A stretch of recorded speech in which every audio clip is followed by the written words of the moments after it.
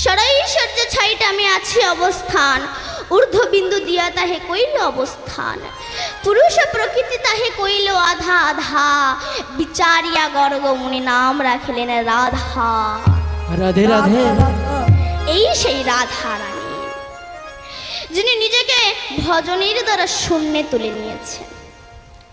শূন্যে তুলে হরে কৃষ্ণ কৃষ্ণ কৃষ্ণ হরে হরে, হরে রাম রাম রাম হরে হরে, এই নাম উৎপত্তি করেছে। এই সেই কৃষ্ণ নাম, যে নাম করলে বদরক্ত ফিল্টার হয়। এই জন্য অসুর প্রকৃতির মানুষ যারা, এরা হরিনাম করতে চায় না, শুনতেও চায় না, আর যারা করে তাদেরকে করতেও দেয় না।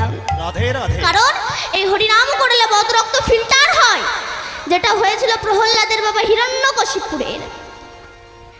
এই জন্য অসুর প্রকৃতির মানুষ যারা, এরা হরিনাম করতে চায় না, শুনতে চায় না, আর যে করে তাকে করতেও দেয় না। এরা কারা বলুন তো?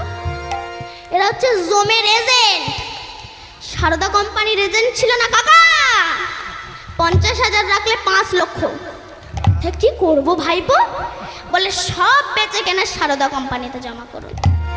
এবার ভাইপোর কথা শুনে, এজেন্টের কথা শুনে কাকা সমস্ত কিছু বেচে কেনে সারদা কোম্পানিতে জমা করেছে। এখন কোম্পানি আউট অফ মার্কেট। ভাইপো আমার টাকা, বলে কাকা টাকা ফাঁকা হয়ে গেছে।